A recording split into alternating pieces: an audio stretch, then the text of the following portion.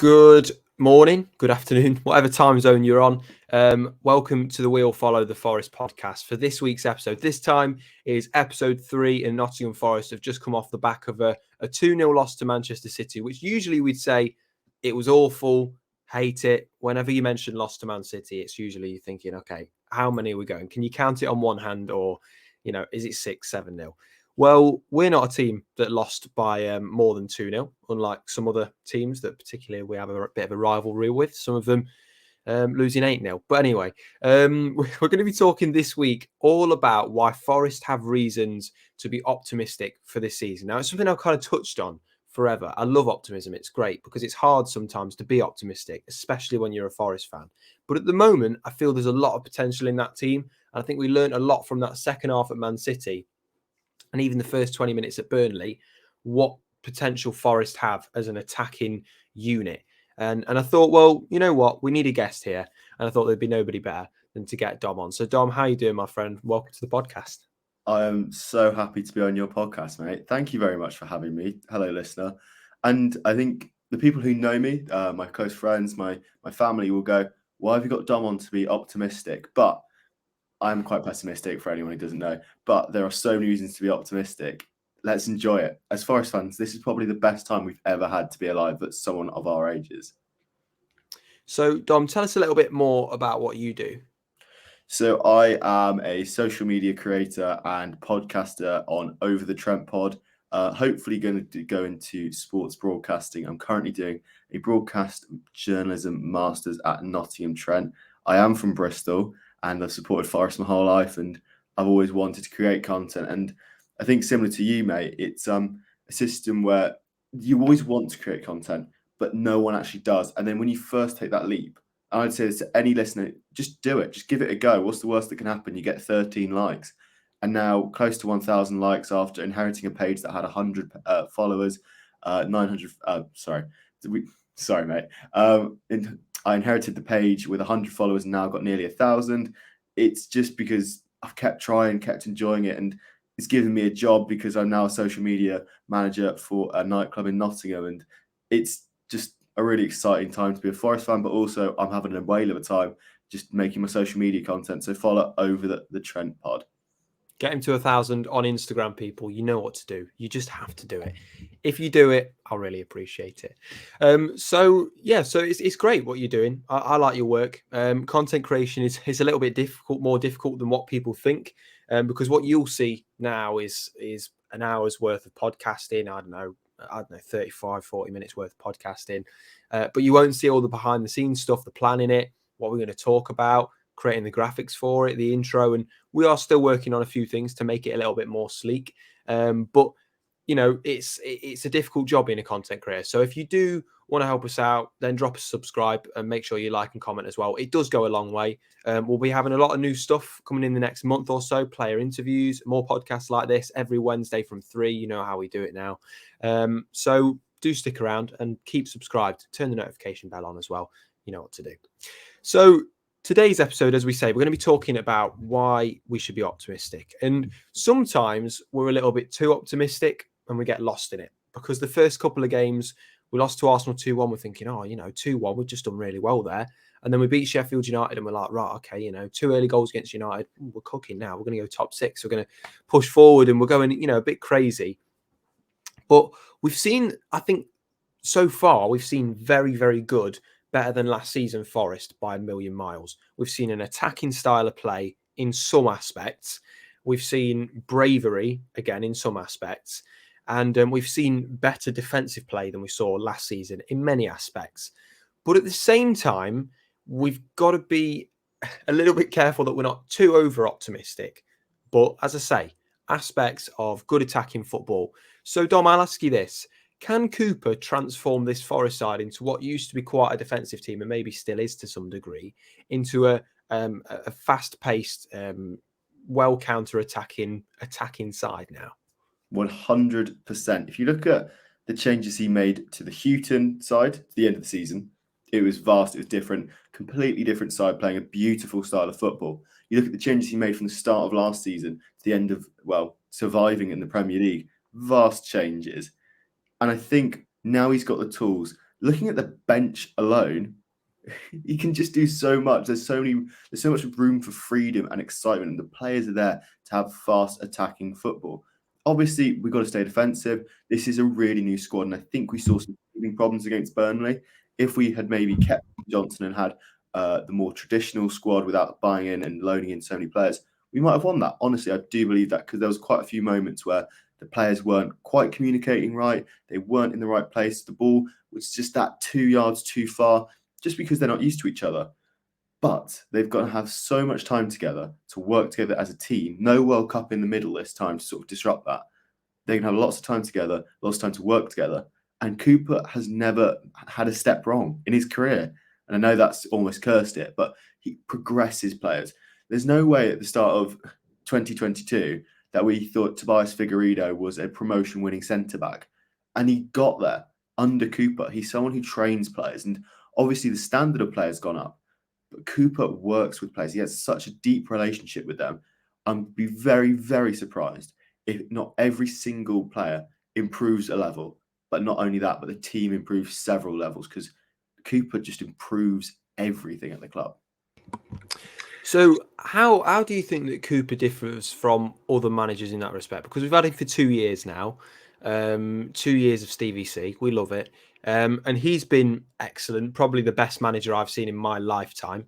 I'm 18, so I've not seen, Cloughy or Bassett or Frank Clark in those times. So please don't come at me, because I don't know as well as you will do. But in our lifetime, the best manager. He's done so much for Forest. So what do you think separates him from perhaps other managers that are in our kind of lower table kind of league that we've got going on? Because we're still in that, you know what I mean? We're not out of it yet. It's far from that point at the moment. I think if you look at his development as a coach, and again, if you look at where he was as a player, he is someone who's had such a lot of time with young professionals. He can talk to them. And I think if you look at someone like Roy Hodgson, who some will laugh at and go, he's a bit of an owl and he's very old and all this sort of thing. The reason why Roy Hodgson has managed several different clubs and got teams to Euros and all this sort of stuff is because he's a good communicator. Steve Cooper, we understand it as fans alone. I don't think there's been a better manager at those post-game press conferences with Colin Frey. It gives you a lift no matter the result. Sometimes we've lost at home, like, I'll just listen to this because Steve Cooper is going to make us feel good or say what we want to hear. So if you can do that to a whole fan base, he could do it easily to 22 professionals that he knows and works with on a day-to-day basis. He's good at building players up by building their confidence. And obviously, we've not been shown behind the curtain. And there might be some players who like a little bit of a telling off, shall we say, because I can't use the word I want to for editing reasons. But he knows those players intimately. And like you said, we haven't had a manager go for 2 years since Billy Davis. That's a long time ago. He's got a sustainability. He is part of the club. There's been many managers where you go, how long is this going to last? Is this just a sort of 6-month affair? Cooper has been at the club. He understands the club. He understands the players. He's got a good relationship with the academy. You have that sort of trust in him. He's got a long-term ability, and with the fans backing as well, we saw it last year. It did keep his job. He's got the fans backing. He's got the board's backing. And if you're a player and you look up to that and go, this guy is for a long time, so I'm going to have to respect him. And the way he talks to me, if I'm a player, warrants that respect. And his success warrants success. He's so good at youth football, obviously winning those World Cups. He's going to have a good relationship with players who are a little bit, coming in from big clubs who feel a bit disenfranchised. And you look at many of those players who won that under-17s or under-19s World Cup. They were all at big clubs but weren't getting any playtime.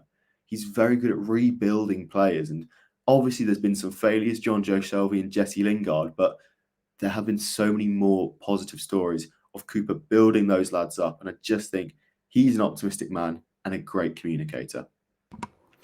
Yeah, I agree. I think he's a good coach. That's the thing that you want. It's when you think of I don't know, a football manager, and I always kind of look at it for my own managers. So if Graham, if you're listening to this, then this is kind of a little bit of a tribute to you. But I came into my football team having left Dunkirk, and I got no game time. I felt a little bit disrespected by the whole situation. Felt a little bit rubbish. I wasn't that great at football, but I wanted someone that, a team that would maybe just give me a bit of game time and try me out. And I moved to this new team. It was Attenborough Colts.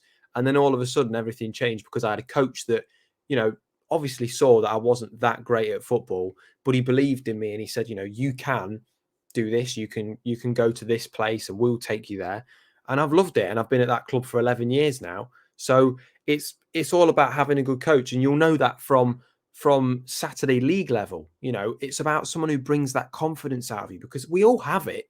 You know what I mean? We all have it in, obviously in different respects, because I'm not going to go and play for Forest if Steve Cooper coaches me now. I'm not. You have to have a good standard of football there. But, it comes down to the fact that every single person just needs someone to bring that confidence out of them. And for let's say, for example, Callum Hudson-Odoi, he's had his 2 best games in a Forest shirt after a season out in Germany where he didn't do a lot. And then for the last few years, he's been completely forgotten about. So how important do you think that goal at Burnley will be specifically for Callum Hudson-Odoi? I think it'll be huge. And obviously coming in for Brennan Johnson, a lad who everyone adored, everyone had sort of seen grow up in front of our own eyes, and we had such a special bond with him, to then come into his place essentially and score a goal like that, it's huge. And you could see the joy in his face being back in the Premier League on Monday Night Football. A lot of the Premier League fans watching, who, if we're quite honest, he'd been a little bit disrespected by people online and people in the media as a sort of has-been failure. And you look at what that meant to him. Just when you look into the celebration, it clearly means the world for him. He's proven not only to the fans, but also to himself that he is Premier League worthy. And it's so exciting that we only got him for what, 3-4 million? That is a really good buy. And that not only justifies the scouting, but it also justifies what Cooper's thinking. He builds players up. I've said that time and time again. You look at what Serge Aurier was as well when we first got him, a little bit of a joke. And now he's a very, very solid defender. And I think we will see Callum Hudson have a very similar trajectory to Serge Aurier. And, you always have a sort of bounce into your new club. But let's just hope Callum Hudson-Odoi can keep that bounce going and maybe get to where he thinks he deserves to be. So you kind of touched on the free transfer side of it there, with Serge Aurier. So I want to go and talk about Ola Reina then, because I'd say that actually he's been our most consistent player this season so far. I think he's been brilliant. 100%. He has been a really, really good fit. And we got so much criticism for the money we're spending. And I get why Forest spent a lot of money in the past 2 years, and even going back into years before when we're still paying Harry Arter's wages.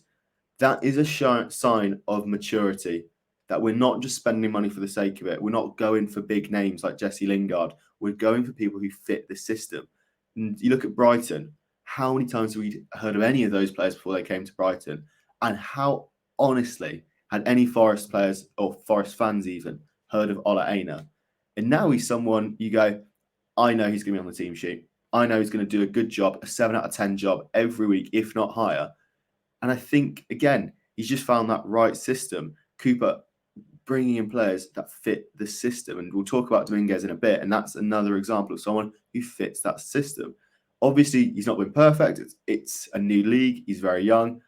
But Ola Aina is someone you look to right now. And especially during the Burnley game, you just sort of want him to go to the danger and sort it out. You think, right, swap wings, whatever needs to happen. If there's a good winger coming at you, you think, right, let's put Ola Aina there. It's very encouraging that these players are coming into the club at such a good price and doing such a good job. And I'm not the most technical football man, but I can clearly see Ola Aina is someone you go, let's put him to the crisis. And we've got so many fullbacks. If that means he's coming on late to sort out a problem, that's fantastic. But if he's starting again, that's fantastic. And I think that level of flexibility for Cooper can only mean good things. Absolutely. It's that versatility. You saw it against Manchester City where him and Montiel kind of switched. And we'll get on to Montiel in a moment. But for me, on a free deal, we had no idea who he was. He signed on a bit of a whim, like just happened. I mean, nobody really got told, or at least we didn't get told. And he's someone that I wouldn't say pocketed Kyle Walker, but he made he made his job very difficult. He got past Kyle Walker a lot of times. And he had a good game. He was good against Man City, and he was good against the other teams that he's played before. So he would say after the Chelsea game that he was frustrated with how he played, but he was excellent. So he demands a high standard of himself, and I really like him. He's young, he's respectable. Again, he's one of those players that was forgotten a little bit when he left the Premier League. He's joined Forest on a free, and he's proved exactly why you shouldn't just look at a player's price tag and go, well, he's not good then. He's just going to be a bench warmer. But another player we can talk about who's found a bit of form, or we think they've found a bit of form now, is Gonzalo Montiel, because against Man City, he was excellent. Came on a little bit late because of Tavares' injury, and he was the last man on many occasions when Forest moved to that kind of back three with no wing backs essentially. And he was fierce. He had a bucket load of aggression, but mixed with calmness on the ball, because he wasn't panicking, he wasn't being aggressive and just booting it everywhere. He was calm yet aggressive and composed. He just looked really good. He looked 10 times what he looked at Burnley. So what do you think was the turning point for him, perhaps? And it is early doors. It's only been 2 games, but what do you think was the turning point, particularly for him in that game? Just another week at the club, getting to learn people's names, getting to know where people are going to be. And also, when you're playing Man City, defensively, it's quite obvious what's going to happen. That Burnley game, I can imagine, was a bit of a headache for Steve Cooper. Yes, Burnley play lovely football, but they're coming to the City ground. What's this awkward? Because I'd say both teams sort of wanted 40% possession. There's this awkward 20% possession, which nobody really wanted at the City ground. And it was just awkward for everyone involved, and no one really settled into the game. But when you play Man City, they're going to have 60, 70% of possession. Your job's so much simpler. You don't have to overthink too much. You don't have to make those so many runs. It's quite obvious when you do have to make a run, it's going to be a very counter-attacking run. I think he just settled into the game. It was a bit more his pace, a bit more what he is expected. But also, it's a big stage, and sometimes players just need a little bit of those extra 20,000 fans and big stage. And we saw he scores a goal at the World Cup. The lad likes a big stage. It could just be he just needed a big stage, a more clear game plan. But also, he's like 25, moving. He's Argentinian. He's now playing in England after living in Spain. The lad has got a lot of things moving and revolving in his life. He's just probably settled in a little bit more, had a bit more sort of a relaxed entry into the game, like off the pitch, knowing where to be, what meals to have, and all that sort of thing. It sounds very basic to us, but that has a huge effect on players, feeling settled when they go onto that pitch, when they cross that white line. I think he's got his routine right, and he's just feeling a bit more confident in the game plan. But also, it could have just been he just had a naff game against Burnley. And sometimes that happens. We've all had bad days at the office. Footballers have bad days at the pitch. But what we saw, especially, there was a 2-on-2 with Haaland and Foden that really sticks in my mind. And Montiel gets back, and you think that is World Cup quality. Those two lads could easily be nominated for the Ballon d'Or in their lifetime. And Montiel snaps it out. So I think he's a very class player. And I think a lot of Forest fans wrote him off very, very quickly. And hopefully we'll be buying his shirt next season. Yeah, I agree. I just think he's just so, you can just tell he's a leader for me. You can tell he's a leader. And that, that instance that you mentioned, I think Haaland and Foden, I mean, Haaland's already a Ballon d'Or nominee, isn't he? And he's quite up there to win it. And I think Foden's got all the minerals to become one of the world's best players as well at some point. He's just so agile. He's one of the best footballers I've watched in my lifetime. I just think he's brilliant. Watching him every time is a privilege. Watching Man City, as much as it hurts to say because we lost against them, and I don't like talking about teams so fondly after they've beaten you, but Man City are just one of the most incredible teams in the world to watch because they've got that much in their locker. You've got Rodri who got sent off, and rightly so as well. Anyone who defends what he did and says it's not a red card does not know football. And I'm saying that straight up now. It's a clear red card. I'd just like to make quite a big point, actually. You look at what Roger did, and I totally agree. Straight red. It's gone. Very similar to Casemiro. Very similar to almost in that isolated incident where a player doesn't have to go down, with what happened to Ryan Yates and the lad who got sent off. The one thing that changed was, for want of a better term, the victim blaming. When Will Hughes was strangled by Casemiro at United. Was that in the FA Cup or the Premier League? It doesn't really matter, but there was no one had a go at Will Hughes. When Ryan Yates is elbowed in the chest and he goes down, no one has a go at Ryan Yates. The only difference seemed to be that it was Morgan Gibbs-White. And I don't want to over-extrapolate anything, but it might be due to the colour of his skin. There's internalised racism within football media that has sort of picked out on Morgan Gibbs-White, because there's nothing wrong in what he's done. Everyone else has done that. I felt a lot of people on Twitter especially were just piling in on Morgan Gibbs-White, but who had never done the same thing to Ryan Yates or Will Hughes with very similar incidents. And the only difference is probably the colour of their skin. Maybe it's because he's a creative player and we have this sort of notion that creative players are weak, or maybe it's the fact he's very big on social media.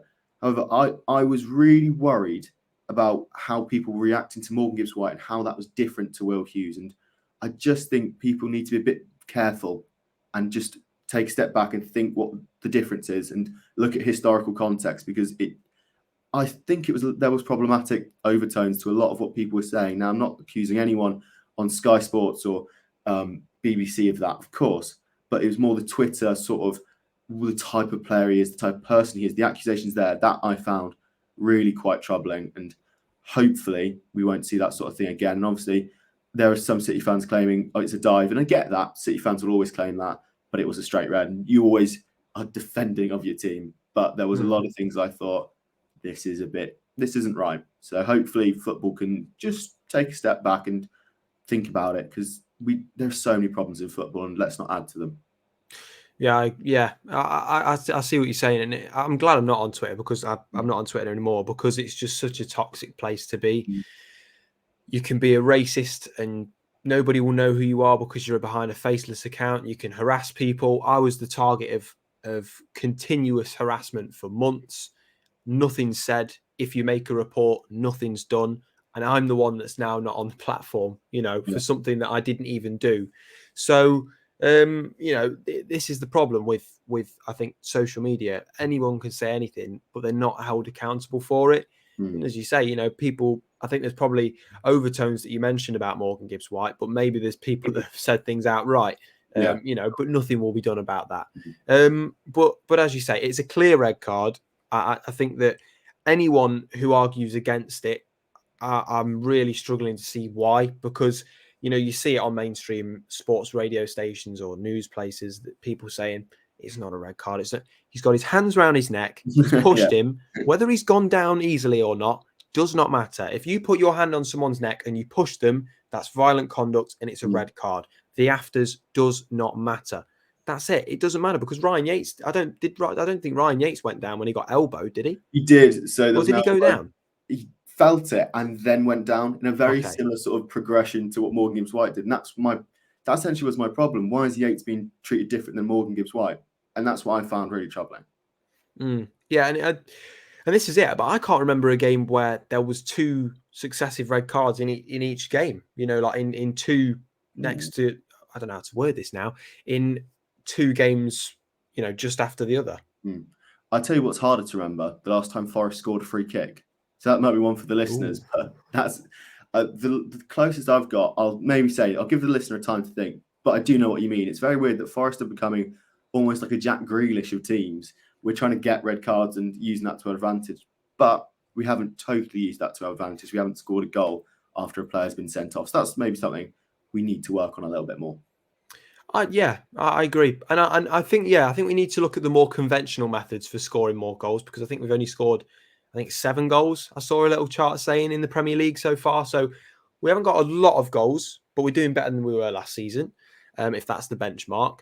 But I've got no issue with being a Jack Grealish kind of team, as you say, because I like that. You should be winding the opposition up. It's all about how the game is. You've got to kind of do the dirty work, if you will. And I know that when, again, and I'll reference it, Saturday League, if you play Saturday League football, you're always going to be told by your manager, or every now and then you'll get told by your manager, look, go and wind that player up there, number 7, number whoever, go and wind him up. Just give him a little kick every now and then. If you get a yellow card, who cares? Just go and give him a kick. And that's just how it is. You've got to wind the other team up, because then they lose the mental game. And if you lose the mental game, it gives you such a massive upper hand. So if that's how Forest are going to do it, and they want to kind of work the dark arts a little bit, then I'm all for it. I'm all for it, because at the end of the day, as Pep Guardiola said, Rodri shouldn't have done that. He should be better than that, and he shouldn't get wound up so much, because Man City had an absolute dominance over that game. He didn't need to do that at all. All he needed to do was walk away from that situation, leave it. And I strongly believe with Rodri on the pitch, and as much as it pains me to say, City would have gone on to win 4-5-0 because he was phenomenal and changed the game for me. I'm not sure 4-5-0. I will say Forest looked certainly better at the 25-minute mark. But I do get your point. I think they would have gone on to score more, and then it's a question of fitness. However, like you said, Forest got him sent off. Forest worked him up. So that's part of strategy. I think what's often forgotten about the Cloughie teams is there was a bit of the dark arts about us, whether that be putting fire trucks on the City ground before big European nights, the pitch was muddy, or whether that be Peter Shilton holding on to the ball a bit longer. It's always been a bit of a part of our club. We're a bit of a housery club. I'll try and save you the edit there. It's part of it, and that's part of football. And as long as players aren't diving, I have such a problem with diving. But if it's just the mental games or getting physical, that's absolutely fine. Should be encouraged to a point. As long as it's, within the laws of the game and no one is getting hurt, totally, let's go for it. We don't have the spending power of Man City, Manchester United, Liverpool, Chelsea. We've got to find that little way up. And if that's part of the ladder, let's absolutely get on it. Do you know something we've proved as well? Or I say we're looking at proving, and a lot of other teams are proving now, is it doesn't matter actually how much money you spend in the Premier League to an extent, because you look at Man City and people say, oh, Man City, but they've spent a lot of money over a long period of time. They've got an okay net spend. They've brought a lot of academy players through. I mean, you can look at Man City now, and a lot of their academy players will jump in to a lot of mid-table sides because they're just fantastic. Rico Lewis, he jumps into any Premier League side for me under the top 10 kind of area. He's brilliant. Cole Palmer's gone to Chelsea. You've got, and that's just two examples.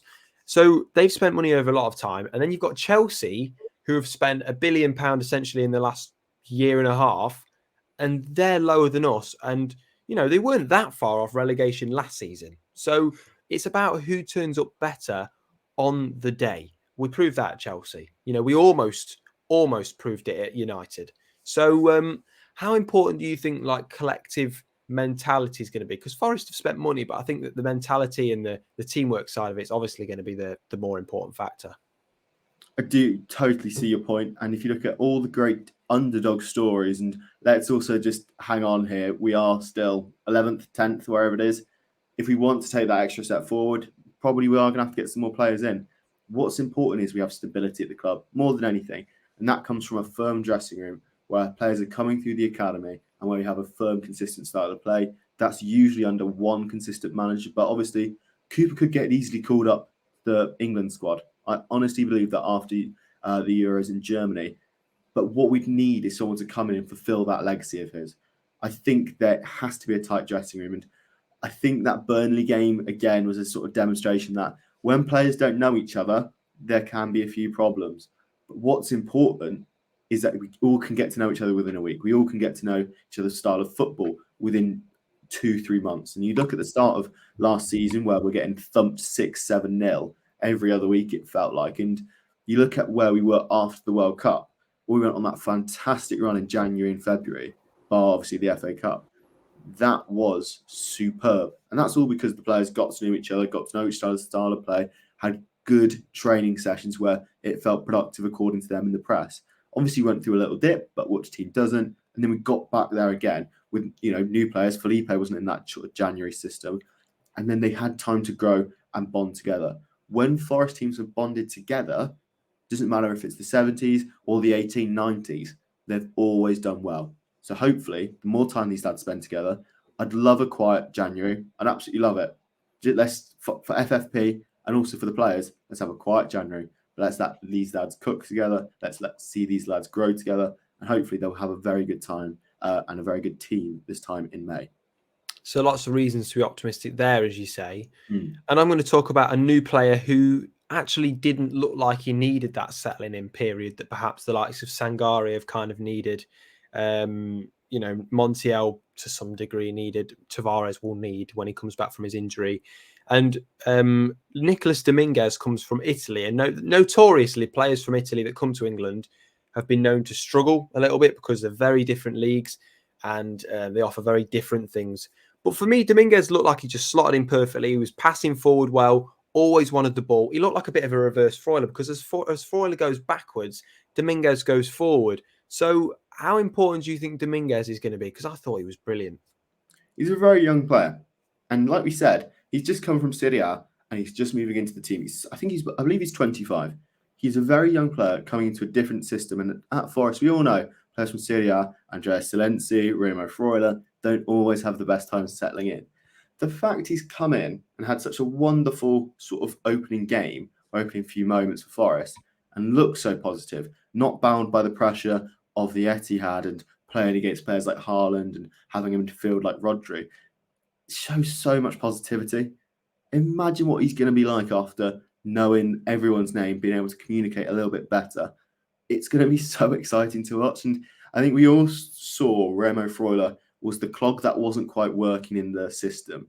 And it would sometimes you'd have a big build up with Forest, and then Remo would make the wrong pass for this system. In his other systems, he'd have worked. But just under Cooper, it didn't work. I think Dominguez is the guy. He's got, and this is going to sound mad, I really like his fitness. And that's so mad, but then we're not wasting a substitution. I think he could be a really, really good player. And he's someone I'm looking now in 2-3 years, what are we going to sell him on for? Because someone like Man City, Man United, or Liverpool, or let's go crazy, Real Madrid or Bayern Munich, whoever, might think we'll have him because he is class. That lad is very class, and he's got a lot of years and time to grow as a player. So I'm so excited to see him grow. Yeah, I mean, it is only one game. So I think I went a little bit too heavy on the optimism, but I just think it's so rare that we've had a player come in and make such a positive. Obviously, Callum Hudson-Odoi scores an amazing goal, but I really, really like Dominguez. And I'm so excited to see him in person because I was at Trent Bridge for the cricket, so I had to rewatch the game. So I wasn't watching it live, but Dominguez was someone I learned, this guy's got a future. So maybe Real Madrid was a little bit far, but I mean, who knows? Who knows? I think that he just looked so calm on the ball in that second half. He really, really, really showed something that that I've wanted to see for a while because, in a defensive game, he looked a little bit bored. Like he just wants to be on the ball all the time. And when he's not getting it, he's frustrated. But he wins the ball back. He always wants it. He's your ideal midfielder from what we've seen at the moment. And yeah, again, it is early days, so we can't judge it too much. But at the same time, he is someone that, for me, looks like he'd go really well next to Sangare once Sangari's up to full fitness. And personally, I like the three in midfield a little bit more because I know that what people are saying about the 4-2-3-1 and this, but I really do like the three in midfield because I do think there's a little bit more stability there. I think Mangala works his socks off every time. Sangari's kind of looking at getting to that roaming role and then coming back as a number 6. And he just looks really strong and he can break down that play, which we all knew he could do anyway, but he's just doing it and proving that he can do it now. And obviously, pace-wise, Sangare is not going to beat some of the midfielders that are there, your Fodens and others perhaps that he was up against. But then you've got Dominguez just behind him who's ready to break down that second try, if you will, if you've got that three in midfield. So I really like what Dominguez has done so far. It's a swap deal with a fee, I think. Brilliant business by Forest. He's been absolutely fantastic. And if you've ever played Football Manager, you knew about Nicolas Dominguez before Forest even signed him. I've always had Nicolas Dominguez in all of my Football Manager saves. So called it before you did. I've got the text messages. Saying to my mate, you need to get Nicolas Dominguez. He's wicked.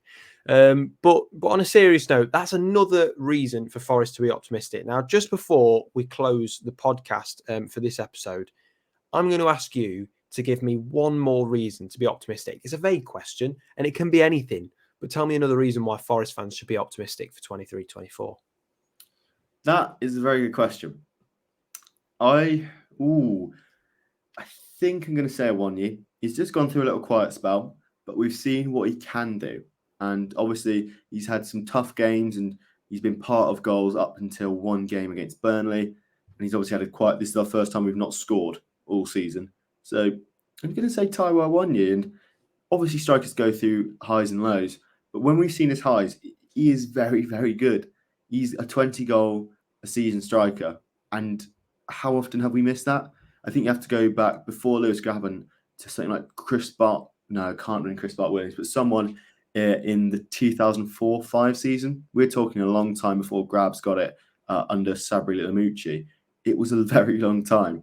Forest have always needed a good striker, and we've got one. And the resale value for him is going to be sky high. So long term, it has a lot of benefits. On the pitch, has a lot of benefits, and hopefully it can grow our fan base in Nigeria. And I think what Forest need to do now is just grow the profile a little bit, because we've got a new stand coming. We've just hit 1 million followers on Instagram and Twitter, or just Instagram, sorry. And the club has gone from quite a small little provincial club in social media terms, and a fan base has always been big in this country, and it's had quite a relatively big following across the world. But in the next few years, we're going to see a real growth of fans and international fans that I know a lot of the clubs fans will be a little bit hesitant about what that means from a ticket price and all that. But what it does mean is that more income is coming in to the city ground. More people are going to want to watch Forest, and overall brand of Forest over the next few years is going to expand from players like Awoniyi, from players like Dominguez and Montiel and whoever it may be. The brand of Forest is going to absolutely explode in the next few years, and that's due to players on the pitch and really good marketing off it. Absolutely, yeah, and I think from the business side of it, Forest have got good staff there that are looking after the commercial operations, and by having young superstars that are playing for their country like Awoniyi or Mangala perhaps, and in fact everyone really, because we've got a lot of internationals now. You do build that profile, and that's really important. And for Awoniyi, we talk about highs and lows. Well, this is the only game that he hasn't got a goal contribution in yet this season. So if we're talking about a low, not getting a goal contribution in one game, that says a lot. Yeah, it says a lot. Yeah. And I think he was a little bit unfortunate, when he gets that foul on the edge of the box, that's a yard inside the box. He's then got a goal contribution. It's very tough. And I think maybe calling it a low just because he hasn't scored in 2 games is quite harsh. So that optimism from Dominguez, I'll sort of redistribute it to Awoniyi. The lad's absolute class and someone who we've seen grow. And he's almost the bastion of that Steve Cooper effect. A little bit clumsy when he came into the club, sort of antithetised by that opening goal where it bounces off the knee and then he goes through that quiet period. But what he was able to do after time with Cooper, coming back from that injury, of course, but that extra time with Cooper kept us up. And he's the reason we're doing this podcast today as a Premier League club. So there's so much to be excited about with Taiwo Awoniyi. And I think, I'll say this for Forest fans, there was a lot of time when we were absolutely bland and banal in the Championship. We had very average players. I'm not going to name any of them, but when I said an average player, a different Forest player came to mind to every one of your listeners. I'd love to just say, enjoy this. We have so much to be positive about. This team is on the up, and there's so many players who we've seen score in the Champions League final, score goals for big clubs, score important goals. There's so much optimism around the club, and this sort of has been the theme of today's episode.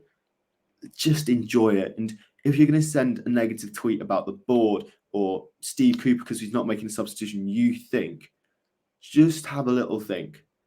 We all have negative thoughts about Forest. It can sometimes absolutely ruin a weekend. It can absolutely make a weekend. It can define times of your life. But this is going to be such an exciting ride for Forest fans. And just take a step back, whether you're at the City Ground, and just hear that roar, hear the Mulligan tires, hear all the chants, join in, just absolutely get involved with this club, because the next few years are going to be nothing like we've seen for 20-year-olds. And you've just done your A-levels, haven't you, Jay? So it's so exciting for people like us who didn't have those Premier League years and who would get excited in Sky Sports because on a 90s edition, you go, oh, that's Forest. Oh, we're being beaten 8-0 by Manchester United. We're now not getting beat 8-0. We're not in the Sheffield United position like we were last year. This is going to be a very positive season. And like I said, buy the merch, buy whatever. Just make sure you don't take it for granted, because there will be a time when we're back in the second division or the Championship, whatever you want to call it. I do think that no team stays there forever. So just absolutely revel in these moments, because there's so much to be optimistic about. Lots to be optimistic about. And remember, someone would die to sit in your seat at the City Ground every week. So don't take it for granted, as you say. It's it's an honour when I get to go and watch Forest every week and work there, and because it's brilliant. I love it. I love being able to watch Forest. I love being able to do what I want to do as a career, and then put the two together. It's a little bit of a dream. And I think another thing to remember is, if it was easy, everybody would be doing it. The Premier League is very hard. It's the hardest league in the world. I strongly believe it. The strongest domestic competition in the world. So, enjoy what enjoy it. I think we'll be, reveling in it hopefully for years to come. But we've still got a massive season ahead. One that won't be without losses and tough games that we're going to be talking about, and we're probably going to be sighing and going, oh, God, what did we do? But there's going to be a lot of times when there's ups. So stick around. We'll be talking about all those ups and also the downs as well along the way. Make sure you keep subscribed. Stay tuned, and we'll be bringing you more podcasts every single Wednesday at 3 p.m. So that's every Wednesday at 3 p.m. That was episode 3 of We'll Follow the Forest podcast. Thank you for listening. Dom, thank you for joining. Take care, and we'll see you all very soon. Thank you. Goodbye. Come on, you Red.